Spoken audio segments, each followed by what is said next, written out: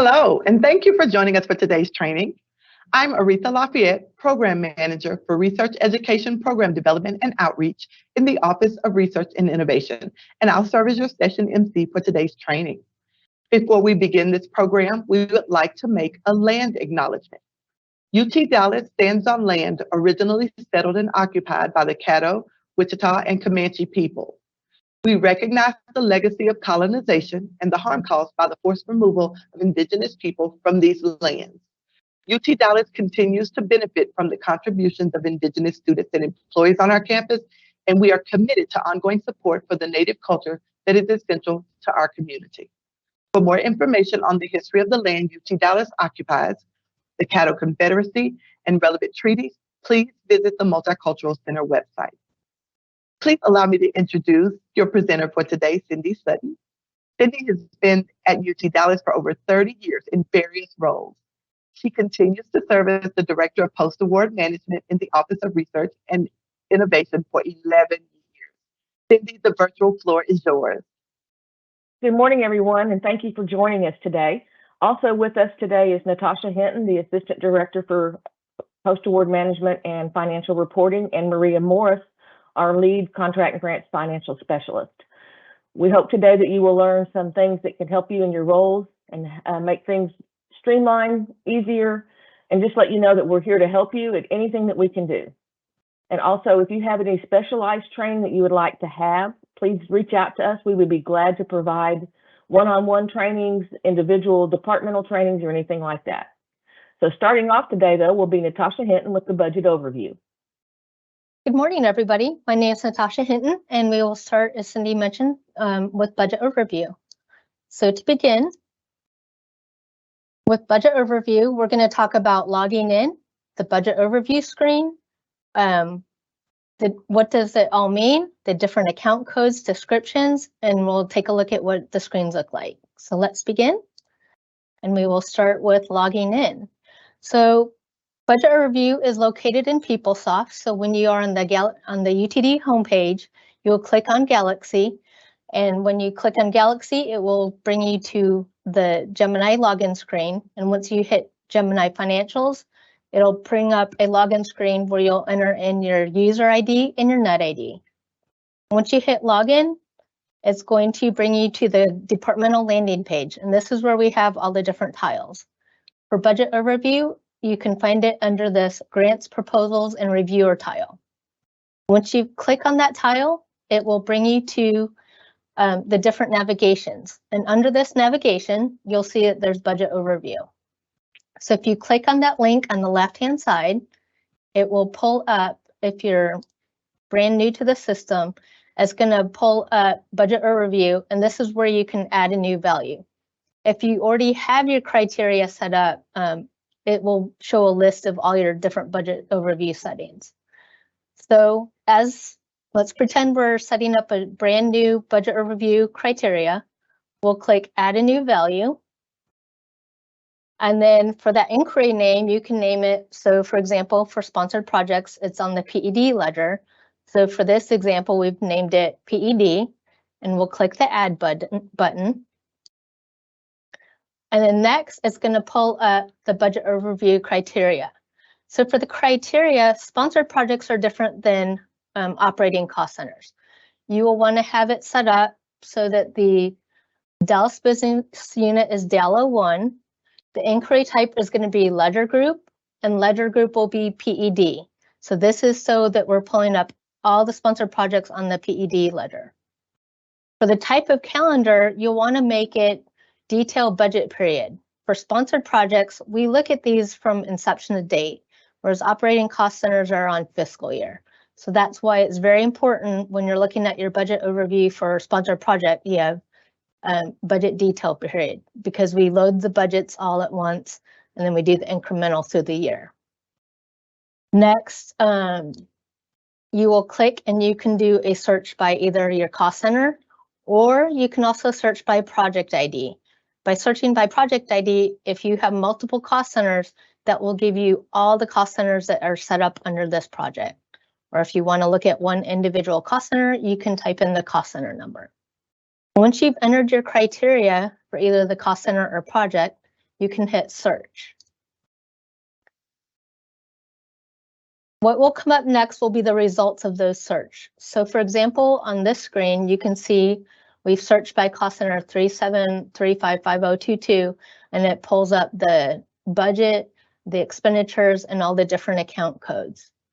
You also have the ability for these, or you can download it to Excel, but we will discuss that further. Next, let's talk about what does this all mean? When you pull up budget overview and it's your first time, you might be wondering, what does all this information mean? So for budget overview, we're going to talk about the different codes, function, account codes, fund groups, and just the different, how the cost center is made up. So the first thing, all the account codes for sponsored projects, they're all going to be C-level accounts. So that is the budgetary accounts for sponsored projects. We have more account categories under sponsored projects. We've got salary categories, our benefits, our M&O, our subcontract. We've got many different ones. We've got subcontracts, we've got equipment, we've got animal care, research subject payments, student participant, which is our research, our REU, and then we've got student support, which is going to be our scholarships and tuition. And then we've also got capital and indirect costs. So all of these, you'll see there's different C-level, and we budget for each category. And that information is based on when the project is awarded, how the budget is broken down. Next, the different fund codes. All the sponsored project fund codes will be, that are tied to a project ID, will be 5500 to 5801. 5010s are our restricted gifts for research, and we do tie those to a project ID.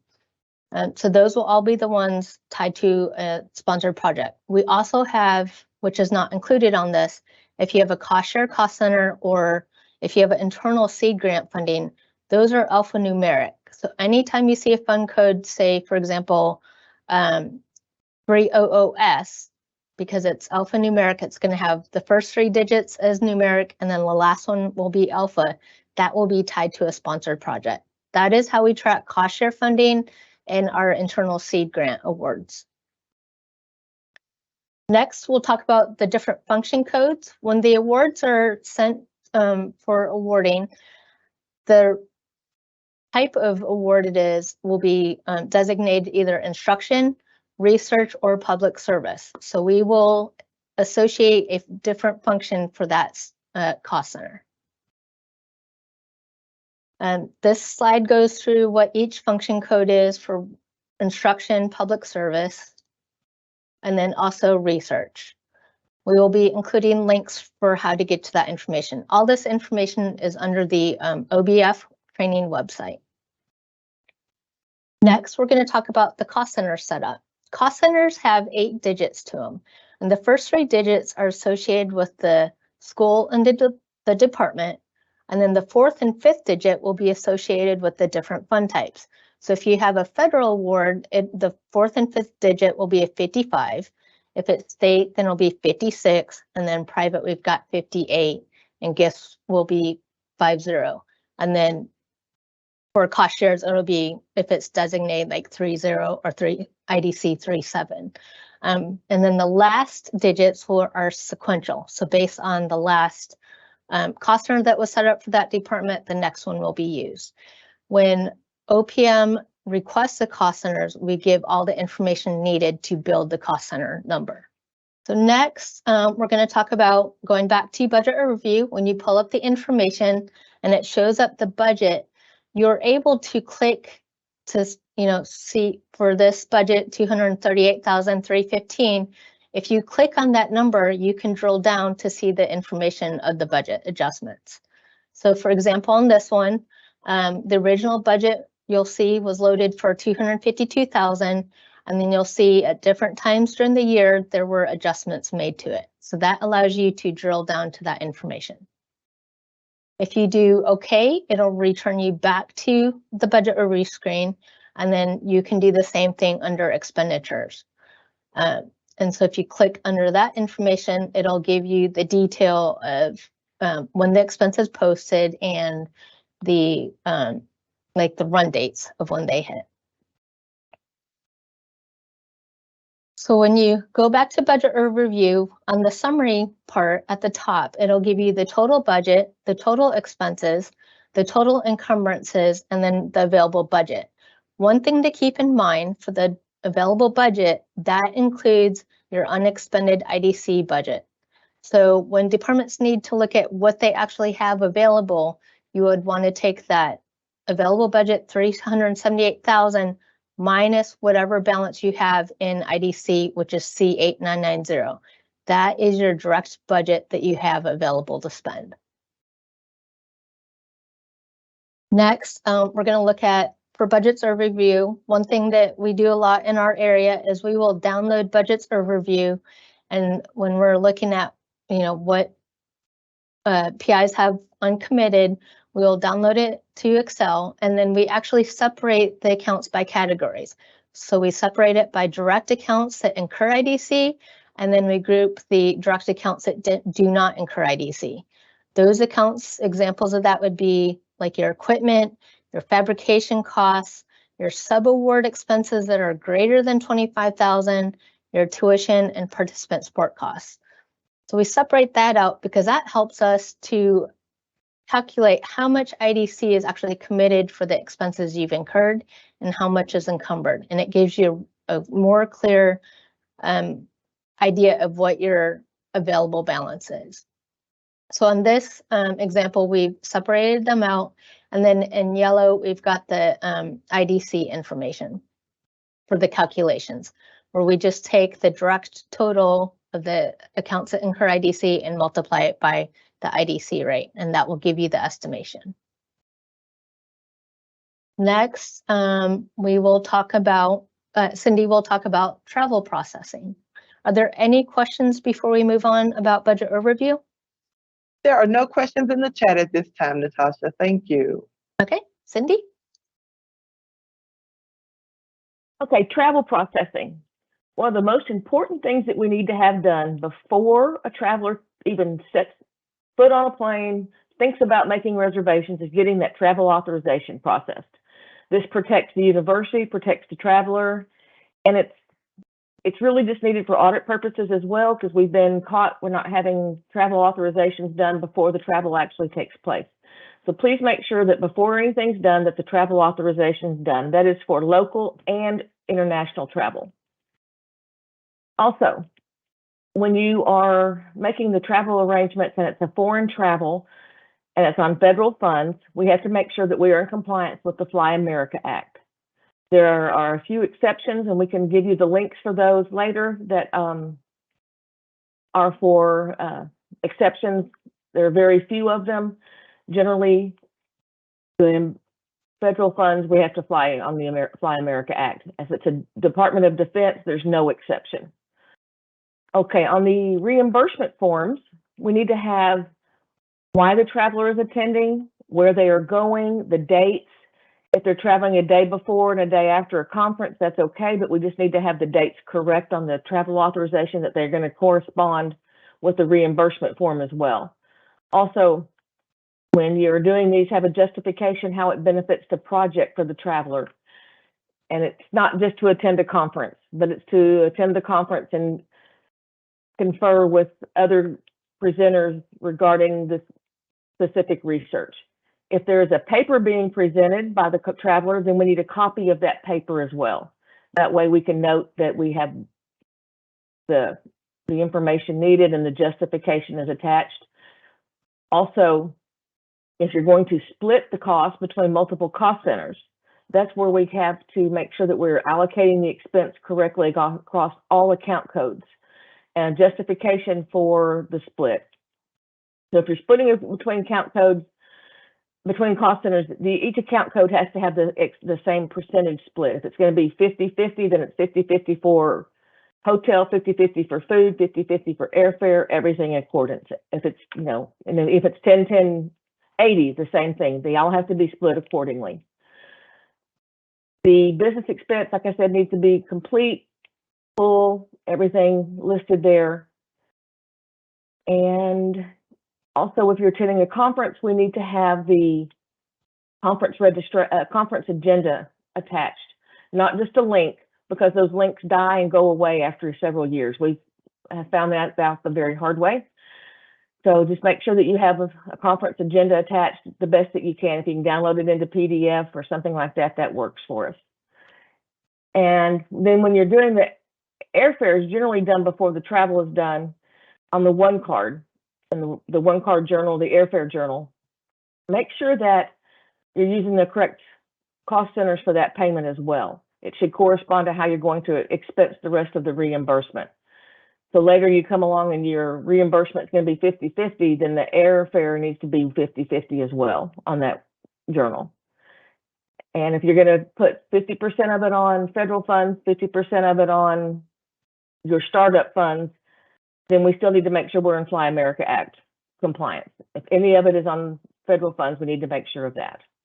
So are there any questions on the travel? I know we've had a specified travel training before, but I don't know if anybody has any questions on travel now. Thank you, Cindy. There are no questions in the chat. All right, then Natasha will be taking over for IDT processing. Okay. For IDTs, interdepartmental transfer processing, these are forms that are done in PeopleSoft on the Gemini financial side. One thing we look for, it's IDTs are basically moving an expense that's already been incurred or charged somewhere else to another cost center. So obviously we want to make sure that we are in compliance with uniform guidance. We want to make sure that when the IDTs are coming through workflow approval, that all the appropriate documentation, justification, information is attached to the IDT. Because one thing, as mentioned before, when we say we ever get audited, we have to make sure we have all the documentation attached so we can find it for auditing purposes. So one thing, when IDTs come through, when the department does the form, they'll submit it through workflow and it'll go to the cost center approval, it'll go to the GL team, and then it comes to OPM for approval. So on this slide, we talk about how to avoid having delays. Make sure for the long description on the journal, how does that expense benefit the project? Why is it being transferred now?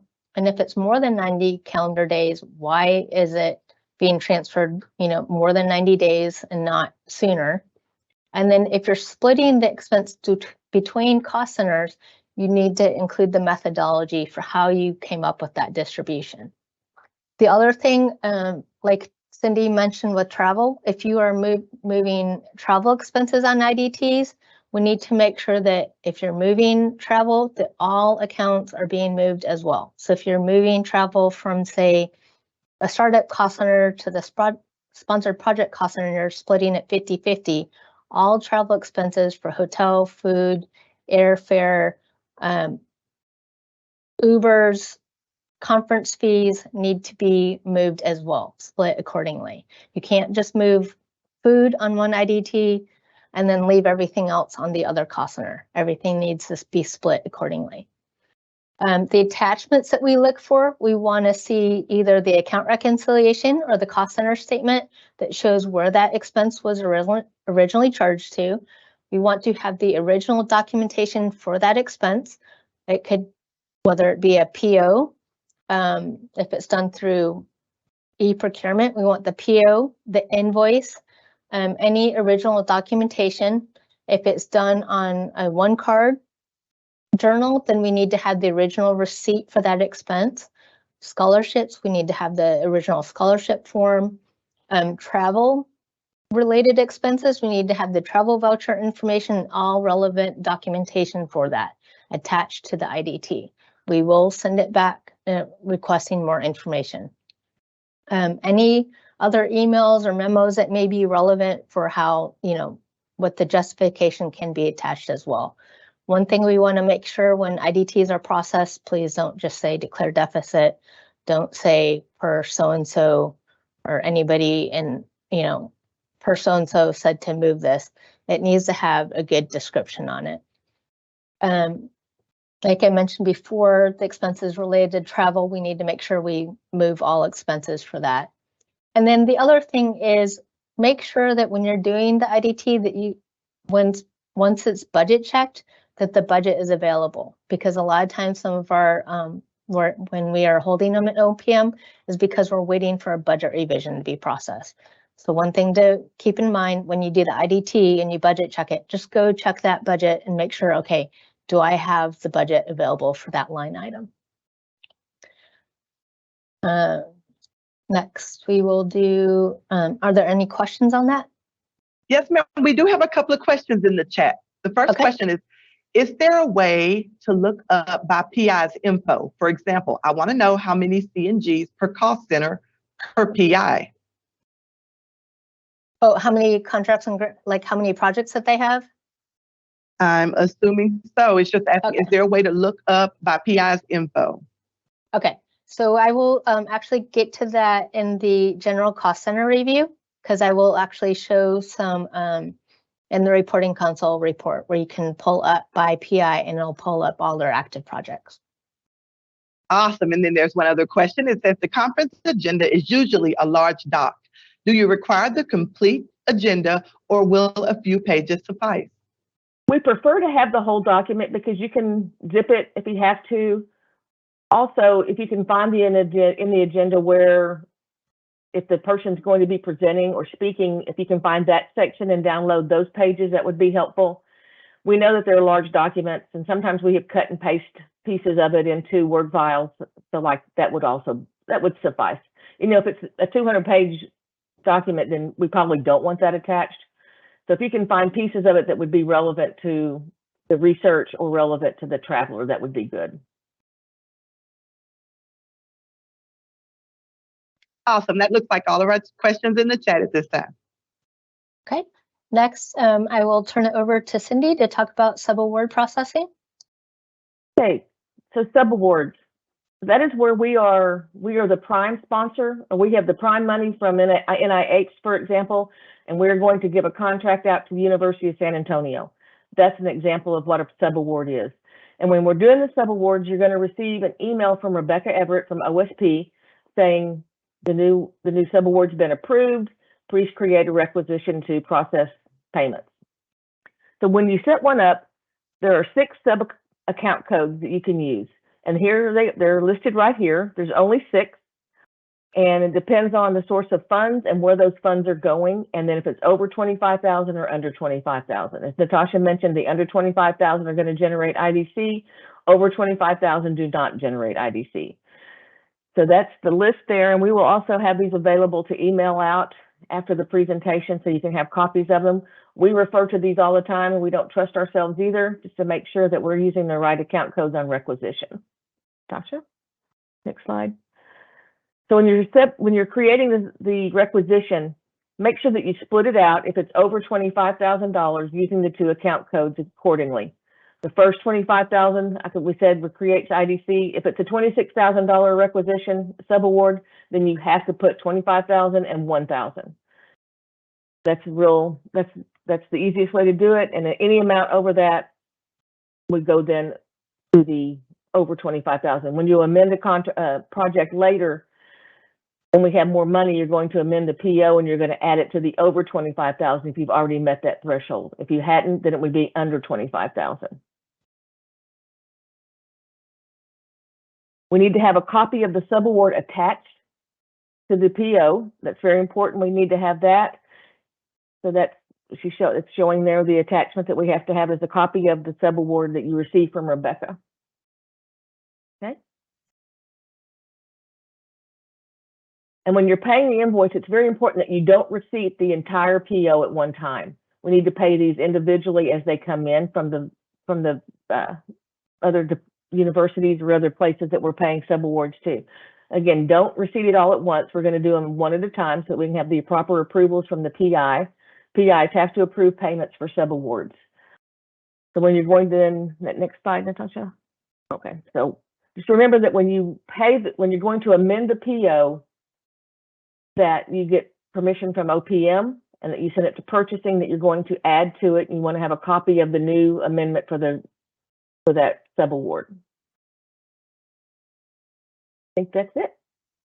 So the next discussion will be on requisitions.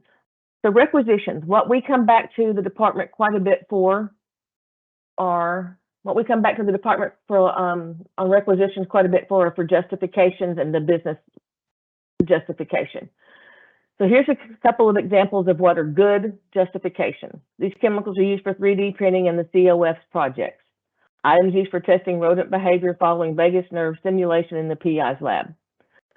Some of the not so good examples are for research or general lab supplies. And we can't have multiple projects benefiting the lab supplies if we're not expensing them on multiple projects. So be careful that if you say this is for Dr. So-and-so's lab and it's going to benefit these projects, then that expense has to be allocated to those projects as well, not just on one project. The auditors have found that we were guilty of that on a couple of requisitions and we got caught for that, so we need to be careful for those. And also on split purchases, when we split requisitions, we need to have a methodology as to why it was split that way. If it's split 60-40, you can just say 60% of these items will be used this way, 40% used this way. And a lot of times we can say that it's less expensive if we buy these in bulk and split them accordingly by project. And then just remember also that alcohol is never allowed on a sponsored project. That's one of our big findings. Other things that we have to make sure that there's no alcohol. That's on food, meal reimbursements, or any travel for anything. We can't have alcohol on a receipt that we turn in. Are there any questions on requisitions? There are no questions in the chat. Thank you. All right. Thank you. Natasha will talk about the closeout process. Okay, the closeout process. This is talking about when the project is about to end. We follow the uniform guidance on the closeout. One thing to keep in mind, when we don't have clean closeouts or have issues, it could affect future awards, not just for that PI, but for other PIs. We could have sanctions where we get restrictions on IDC, removal of authorities, termination of awards, or also designated as high risk. So we want to make sure that closeouts go as smooth as possible. The closeout process, about 90 days prior from the end date, you'll receive an email from OPM that includes the business process for closeouts and also a checklist. And it lets you know what the current balance is, and we include the closeout guidelines. This is your early warning that we're nearing the end of the project, and to make sure that you're reviewing to make sure that everything has been charged to the project accordingly, and that you are making sure that for people that are paid on the project, that you're thinking ahead and looking at moving them off of that project, or somewhere else after the end date. The other thing we want to make sure of, if you have open encumbrances, make sure that everything has been received and receipted, because we need to make sure that we don't have open encumbrances outstanding. That does cause delays in our closeout of projects. The other thing we want to make sure, if you have overspent on your project, please make sure you get those cleared up so that we aren't having to chase down at the end of the project trying to clean up stuff. And then just making sure overall, as you're winding down, if you have balances, don't suddenly decide to spend down and buy a whole ton of lab supplies or equipment. The purchases in the last 90 days are a big red flag. That is something that has come up on audit, and you will hear back from OPM pushing back on late requisitions, especially equipment purchases, and buying a whole ton of say, for example, supplies to stock the lab. We will look at that. So something to think about. Once the closeout process, once you hit the end date, you have 45 days from the end date for anything that's been in process. So for example, say you have one card expenses, we allow 45 days after the end date, during that time that those one card expenses post. Also, if you've had, invoices that you got to pay or subaward invoices, we allow this time for those to post to the project. You may not do new requisitions, ordering stuff after that end date. We will reject it and it will not be allowed. The other thing in the 45 days, if you've already processed an EPAR to correct salaries and reallocate it, we allow for that time for it to post to the project as well as any IDTs that are needed. So that is what we allow within the 45 days. We do have system controls, so if you try to process anything after that 45 days, it will reject it. The system will reject it for end date out of bounds. So something to keep in mind on that. The other thing on if you have orders that are towards near the end of the project, you need to make sure the items are received before the end date. So that's one thing we want to make sure departments are monitoring, that everything's been received and expensed correctly. Once everything is good, AFR, our counterparts, will start reviewing the project. They run a list, and then they'll start looking at projects that ended so that they can start the closeout process. Assuming everything is good, there aren't any deficits to be cleared, the sponsor's paid up, and there aren't any open encumbrances, they'll be able to complete the closeout process. Once they've cleared all their balances, they send a notice to OPM, and we will reduce the budget to actuals and close the contract line. At that point, when we have done our cleanup to make sure everything's okay, we have a list in AFR. The GL team will do their review to make sure, okay, can they inactivate the cost center? There's nothing out there on the balances that needs to be cleaned up. Some issues, if you have old projects, you may notice they're still open. There could be issues such as invoicing. We're still waiting for payment from the sponsor. We've got deficits to clear, or we've got open encumbrances that are sitting out there, and we're trying to get those closed up. So that could cause delays on the closeout process. But assuming everything is good, we will, make sure that get the cost center closed out. So one thing to keep in mind, the cost center, when it's closed out and inactivated, it will show up on account reconciliation for the current fiscal year. And then next year, it will no longer be on your list. Next, this talks about the other thing on that myself and Yesenia, we do burn rate reviews. You've probably noticed we've sent some notices about low spend. We will do a periodic review. If we notice that projects haven't had spend, we'll send emails out relating to that. We also start looking at if we're getting a little bit close to the end where it doesn't look like the burn rate has been really high, we'll send a notice out for that as well. We are starting to add some criteria as well with certain sponsors that we've got to have a certain spend percentage before we can get the next increment.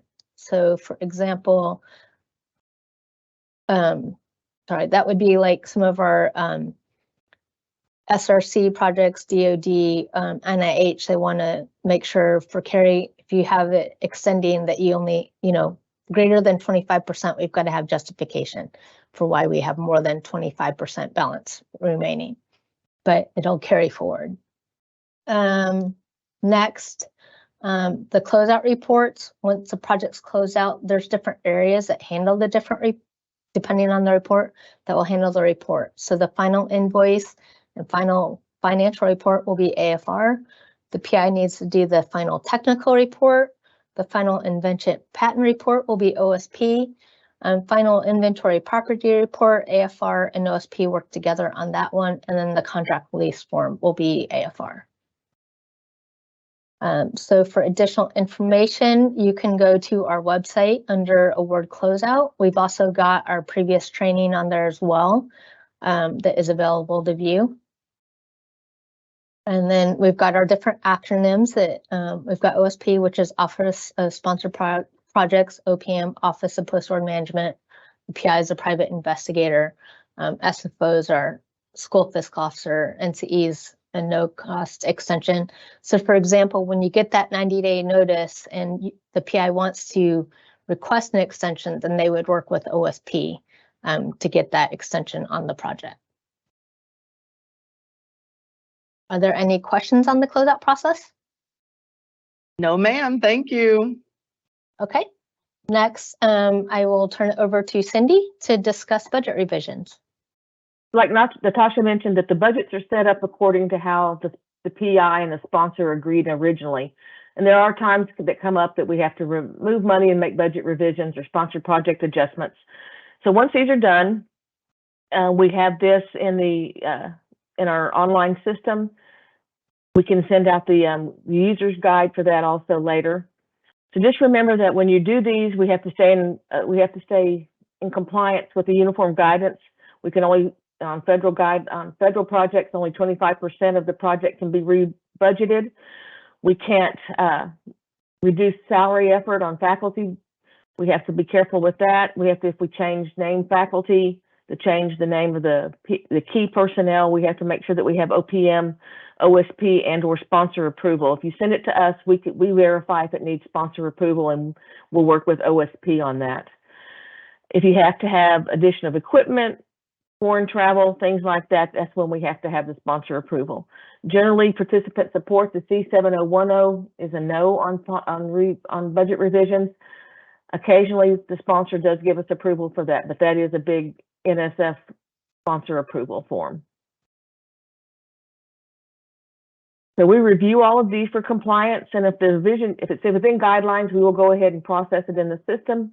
You'll get a notification back that it's been approved, and you're good to go. So if you have any questions on this, we'll be happy to help you with those. You can send an email to opm@utdallas.edu if something is not working or going right. There's no need to submit a JIRA or an Atlas ticket. Just send it to OPM, and we can help you figure out what's happening and what there's a problem. If there's any questions on budget revisions, I think most people have done those, and we'd be happy to help you if you need more training later. Awesome. No questions in the chat, Cindy. And Natasha then has mentioned that she will talk about the general cost center review and how to pull these reports in the reporting console. Thank you, Cindy. Okay, let's see. So as I mentioned, the reporting group under AFR has some reports in the reporting console. I actually do use these quite a bit. They've got the cost center statement report and then the sponsored projects report. There is, for the sponsored projects report, we've added a summary report, and that is where you can pull a list. If you search by PI or by sponsor, it will pull a list of all the projects for that PI that are active in the system. So we do have that out there. We are working on a few updates for this report that once we get those incorporated, we'll send an email notice out. But this list is actually very helpful. Even I have used it to make sure, okay, what are all the projects under so-and-so, to make sure when I'm reviewing stuff that I don't miss any. So you'll just change a report type when you go into sponsored project report from detail to summary, and then you can put in the current fiscal year through the period, and then you can type in the PI's name, and it will pull the list of all the active projects and cost centers. The other thing, like I mentioned earlier, the sponsor burn rate requirements for NIH, there's justification and approval for residual balances over 25%. SRC projects require 85 to 95% spend requirement before the next increment is released. And DoD has a 75% spend requirement. So that is one of the things we ask departments to monitor. Just because something is encumbered does not mean it's been expended. So you'll want to look at your expenditures that have been expensed to your budget to come up with that calculation for what your expended rate is. It is good to have encumbrances out there, but you need to make sure that those encumbrances get expensed and received and included as part of our expenses. The other thing for general cost center review, just making sure that you don't have any line item deficits. So if you have, say, RA salaries and you notice that line's deficit, take a look at it and see what needs to be done to get it cleared. The other thing, if your direct budget balances, so that's everything that does not include IDC, if that looks like it's overall deficit, you'll need to get that cleared as well. If you notice any issues where, I know I've gotten emails where there's encumbrance out there and there shouldn't be, and you need just some help looking at it, you can always send an email to opm@utdallas.edu, and we will research what's going on and then work with the appropriate areas to see if, how to resolve the issue. I know a lot of times with sub-award and encumbrances, we've had to look at some things to get those fixed. But any questions you have on your cost center, project budgets, that type of stuff, you can always email OPM for questions. Next, are there any questions on cost center review? There are no questions. Thank you, Natasha. There are a few links that aren't active, and we will work on getting those links updated. Okay. Next, Maria Morris will talk about EPAR processing. Hi, good morning. So yes, so like Natasha said, I'll be talking about the EPARs. So we do have some deadlines that we follow that are provided by finance. So be sure to submit the EPARs in a timely manner. If you're ever reallocating salary after 90 days of the original expense, please make sure to provide a justification. Include why it's being submitted over 90 days, after the 90 days, and how it benefits the project. So another thing that we review is that there's enough funds in the account code, and that's going to be based off the job code that's on the EPAR. We also review the end dates as well. If you're paying someone on an IPA/RSA project, we do need a consent and assignment form. And that's something that I can send to you if you guys don't have that. And on those specific projects, you'll notice on the title, it'll have those letters on there for you. And also, the federal minimum wage has been raised to $15 an hour for RAs and student workers, and that would be for any projects with fund code 5500. And I think that's it for me. So I'll give it back to Natasha, and she'll be talking about gift processing. Okay, let's discuss restricted gifts for research. These are our Fund 5010 gift cost centers. For brand new gifts, you'll get notice from development. They'll review the paperwork and they will tell you how it needs to be coded. If it's research related, then you'll do a new cost center request form. And on the cost center request form, you'll use Fund 5010 and you'll use function 201. The 5010 is what tells the form which approval workflow it needs to go through. That adds OSP and OPM to the approval, because once the form's submitted and gets approved, OSP will review the documentation, make sure, okay, is it actually research related? And then they will actually set up a proposal in our grants management system so we can set it up. Once that's been set up, it'll come to OPM for review and we will generate the proposal, and then on that request form, we will actually put the project ID that's going to be tied to that new cost center. Once it goes through the approvals, the cost center will be set up. One thing I want to note, like the cost center requests, most of the time it's going to be the school fiscal officer or the dean's office that submits these requests through the system. So once the cost center is set up, one thing to note, the funds will not be budgeted until the actual revenue is received from the gifts team and posted to the ledger. So the cost center will be set up, but we won't budget it until we get our monthly notification that that gift cost center has actual money. And the reason why we do this is because we have in the past had issues where we've set up the budget and for some reason the revenue has not been received. So then we have a disconnect in our financial system where we're spending, but we don't have the actual money to cover it. So if you look at your available fund balance on these, it'll show a negative fund balance. So that's why we have streamlined the process to make sure we don't budget these until the actual revenue is deposited. Once you have an existing cost center that's set up for whoever that donor is, and you get funds in the future, we actually have a monthly process for gifts that are already set up. We have a monthly query that runs on the 13th of each month. It comes to OPM and the gifts team, and we will review those and send an email to gifts to get the appropriate documentation. Once gifts sends us the documentation, it's reviewed by our conflict of interest area and our OSP area. And then once, if everything looks okay, we get the word that we can budget those funds. All the funds are budgeted into M&O under C6000. And then once they're added, you'll actually get an email from OPM.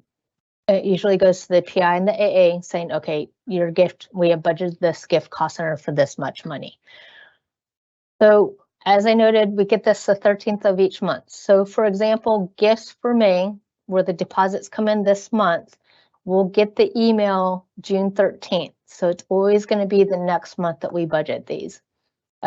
Due to the way that the close, we have to wait for month-end close to make sure all the gifts information is in there for us to budget. So we just do it on once-a-month basis. Research financial reporting, I do a periodic review of the gifts to make sure that the budgets and the balances match up, to make sure there's not any issues with transfers behind the scenes, or if a budget, say we've got some special ones, we have revenue that gets transferred, to make sure everything is in line. And then I usually note on our review if I know that we'll budget them next month, but that helps bring up any issues that may come up. And if there's a true issue where we've got a deficit balance and the gift is nowhere to be found, I will email the AA or the department to see if we can try and review and resolve the issue.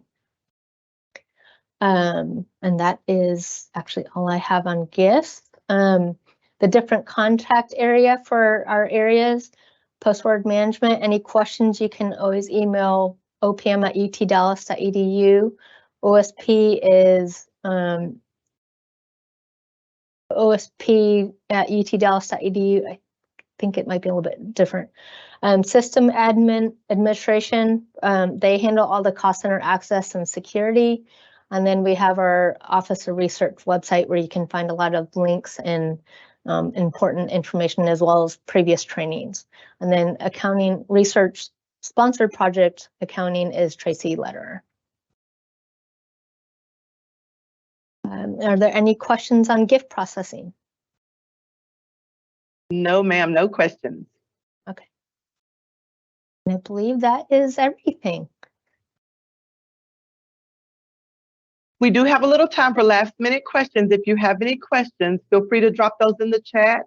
We'll give you a minute or so to pop in any last minute questions that you have. All right, I'm not seeing any questions coming in, so we'll go ahead and close out. Thank you for joining us for today's presentation, and a definite thank you to our presenters, Cindy, Natasha, and Maria. We appreciate you guys so much. To keep up with upcoming events in the Office of Research and Innovation, please be sure to follow us on Instagram at UT Dallas Research and Twitter at UT Dallas Research, and subscribe to our newsletter. This information and a polite request to complete a brief survey about today's program can be found in the chat. Oh, looks like I have a couple of questions that popped in. We'll go ahead and get those. Oh, a couple of people are asking, will the training be posted online? So yes, it will be posted online. And a message from someone awesome that says OPM rocks, and thank you for all that you do. Thank you all for joining us today. Have a wonderful afternoon.